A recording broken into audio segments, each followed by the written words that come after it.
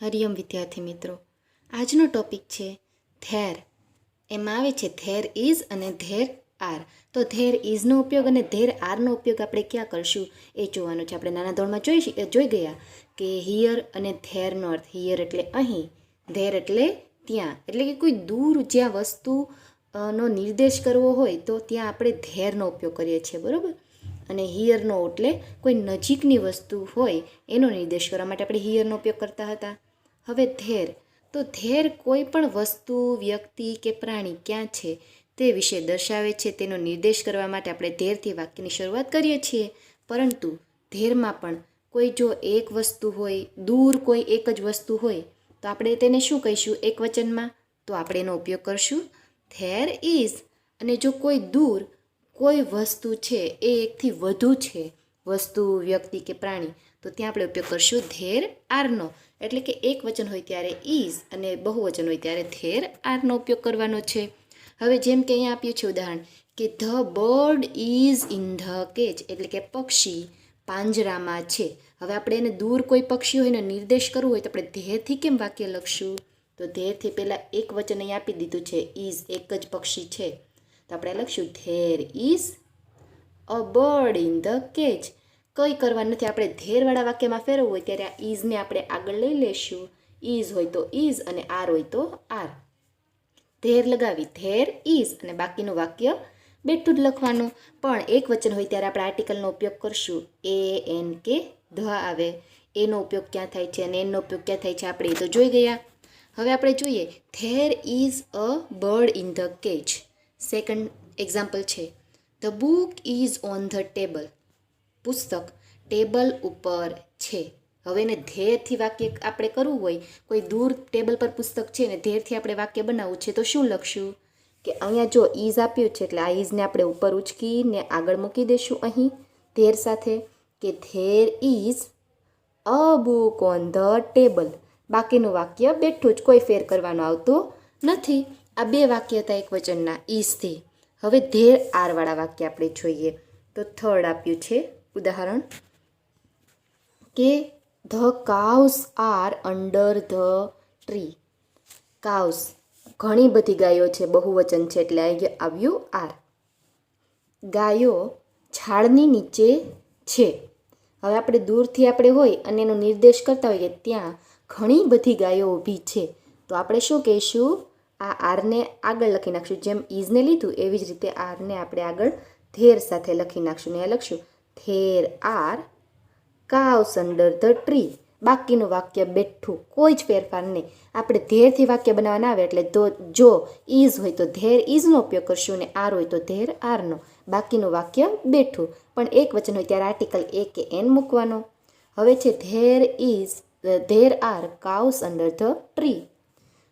ચોથું વાક્ય આપ્યું છે the women are near the well. ઘણી બધી બાયો, ઘણી બધી સ્ત્રીઓ કૂવા પાસે છે. અહીંયા વીમેન આપ્યું છે.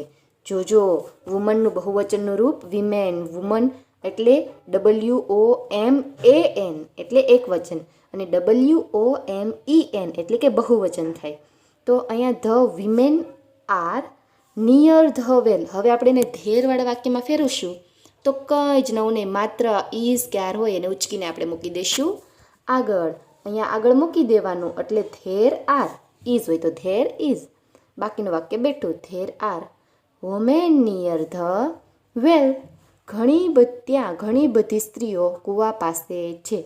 તો આ હતા ધેર ઇઝ અને ધેર આરવાળા વાક્યો. હવે આપણે એક્ટિવિટી તરફ આગળ વધીએ. તો એક્ટિવિટીમાં પ્રશ્ન એક આપ્યો છે ધેર ઇઝ અથવા ધેર આર મૂકી ખાલી જગ્યા પૂર્ણ કરવાની છે. હવે ધેર ઇઝ ક્યાં આવશે? તો કે એક વચન હોય ત્યારે.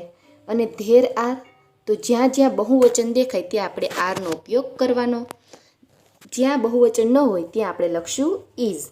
તો પહેલું વાક્ય છે blank an elephant in the zoo. તો અહીંયા એલિફન્ટ છે એક જ છે તો આપણે લખશું there is. There is an elephant in the zoo. બીજું વાક્ય આપ્યું છે dash farmers in the field. Field એટલે કે ખેતર, ફાર્મર્સ એટલે ખેડૂતો. જો અહીંયા એસ લાગ્યો છે એટલે બહુવચન છે તો બહુવચન હોય ત્યારે આપણે લખશું આર, અહીંયા આવશે are. There are farmers in the field, ઘણા બધા ખેડૂતો ખેતરમાં છે.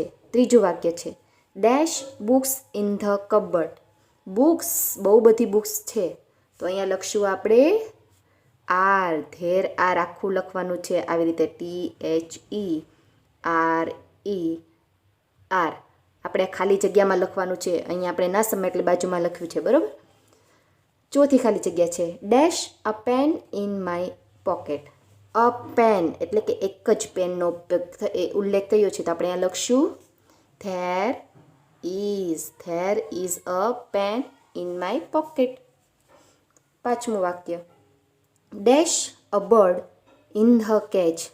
અ બર્ડ એક જ પક્ષી છે, એક પક્ષી પાંજરામાં છે, તો આપણે આ લખશું ઇઝ. There is. ત્યાર પછીનું છઠ્ઠી ખાલી જગ્યા dash balloons in your hand. Balloons એટલે કે બહુવચન થયું, તો આપણે આ લખશું આર. ખાલી જગ્યામાં આવશે there are balloons in your hands. હવે આગળ વધીએ આપણે સાતમી ખાલી જગ્યા. તો સાતમી ખાલી જગ્યામાં આપ્યું છે ડેશ અ કાવ અંડર ધ ટ્રી. અ કાવ એક જ ગાય છે, તો આપણે ત્યાં શું લખશું ધેર ઇઝ. એક વચન છે એટલે અહીંયા લખશું ઇઝ.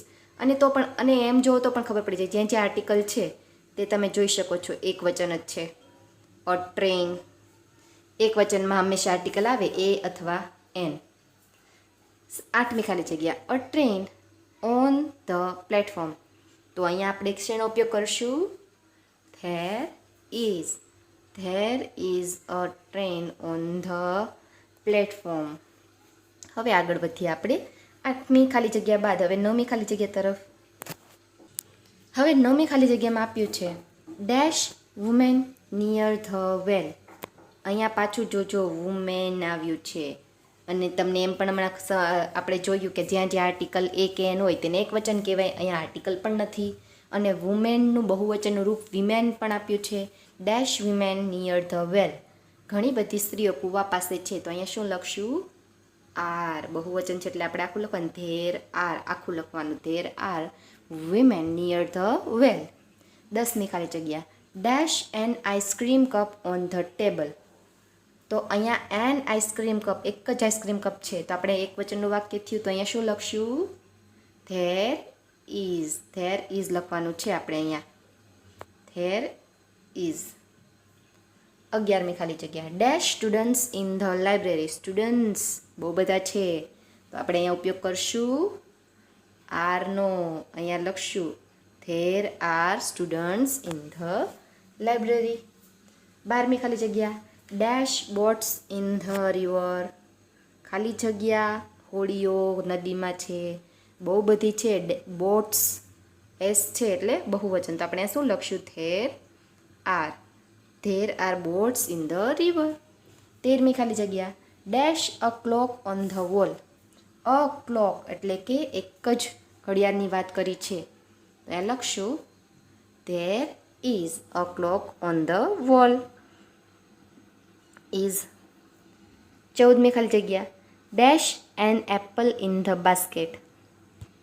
એન એપલ એટલે કે એક જ સફરજન છે, તો આ કયું થયું એક વચન, તો આપણે લખશું there is N apple in the basket. અને લાસ્ટ ખાલી જગ્યા dash letters in the box. Letters બહુવચન, તો આપણે અહીંયા લખશું ધેર આર.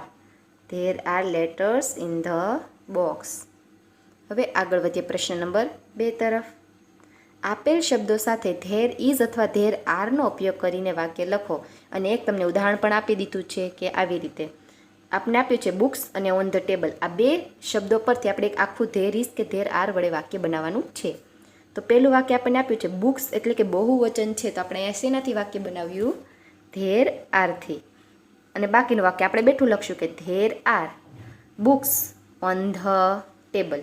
આવી જ રીતે બધા વાક્ય આપણે બનાવવાના છે. બીજું વાક્ય આપ્યું છે ઇન્ક પોટ અને on the bench. Ink pot એક જ છે, તો આપણે શેનો ઉપયોગ કરશું એક વચનમાં ધેર ઇઝનો, તો આપણે આખું વાક્ય લખવાનું કે ધેર ઇઝ એન ઇંકપોટ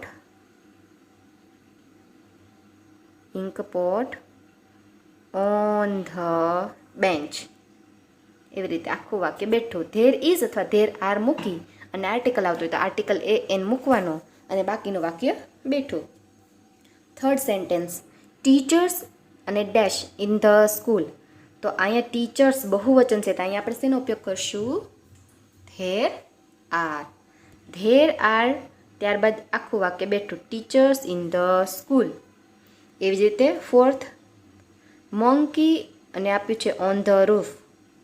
તો આપણે મંકી એક વચનમાં છે તો આપણે શેનો ઉપયોગ કરશું? There is. There is monkey on the roof. અને લાસ્ટ પાંચમું સેન્ટેન્સ આપણને આપ્યું છે કે મેન અંડર ધ ટ્રી. તો મેન, હવે આ તો છે બહુવચન કારણ કે એક વચનમાં આપણે લખીએ છીએ MAN મેન, અને એનું બહુવચનનું રૂપ થાય MEN મેન. તો આપણે શેનો ઉપયોગ કરશું? There are. જો આ પ્રકારના વાક્ય હોય ને એમાં ભૂલ પડે, અહીંયા ધેર ઇઝ કે ધેર આર મૂકવું, ઘણા ધેર ઇઝ મૂકીને આવે તો એ પડે ખોટું કારણ કે આ છે બહુવચનનું રૂપ MEN, એટલે આપણે લખશું there are men under the tree. તો આ થઈ આપણે ધેર ઇઝ કે ધેર આર વાળા વાક્યો. તો બાળમિત્રો, આપણે ગ્રામરના આ ટોપિકમાં વ્યવસ્થિત રીતે તમે ખાલી જગ્યા પૂરતા શીખવાની છે ક્યાં ધેર ઇઝ અને ક્યાં ધેર આરનો ઉપયોગ થશે. અને બીજો પ્રશ્ન કે ધેર ઇઝ અને ધેર આરનો ઉપયોગ કરીને સેન્ટેન્સ બનાવતા શીખવાના છે. તો આટલું વ્યવસ્થિત રીતે આપણે વિડીયો જોઈ અને બને ત્યાં સુધી જાતે આપણી બુકમાં લખવાની ટ્રાય કરવાની છે. આજનો ટોપિકમાં આપણે એટલું રાખીએ છીએ. હરિઓમ.